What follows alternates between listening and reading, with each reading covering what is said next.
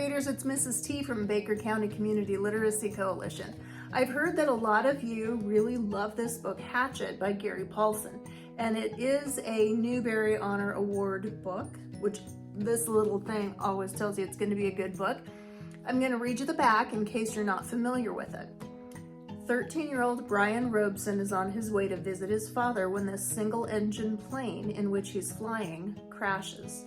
Suddenly, Brian finds himself alone in the Canadian wilderness with nothing but a tattered windbreaker and the hatchet his mother gave him as a present, and the dreadful secret that has been tearing him apart since his parents' divorce. But now Brian has no time for anger, self-pity, or despair. It will take all his know-how and determination and more courage than he knew he possessed to survive.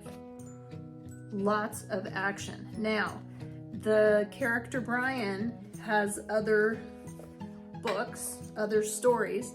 This one is called Brian's Hunt. Brian Robeson stood up to the challenge of surviving the wilderness in Hatchet, the river, Brian's Winter, and Brian's Return. Now, while camping alone on a lake in the woods, he finds a wounded and whimpering dog. As Brian treats her wounds, he worries about who or what did this to her. His instincts tell him to head north quickly to check on his Cree friends. With his new companion at his side, he sets out on the hunt. This one, as millions of readers of Hatchet, The River, and Brian's Winter know, Brian Robeson survived alone in the wilderness by finding solutions to extraordinary challenges. But now that he's back to ordinary life, he can't make sense of high school. He feels disconnected, more isolated in civilization than he did alone in the North Woods. How can Brian discover his true path in life and where he belongs? The answer is to return. There's also The River. The River happens 2 years after the story of Hatchet. So Gary Paulson, here's another one of his books, Dog Song, and it's another Newbery Award winner.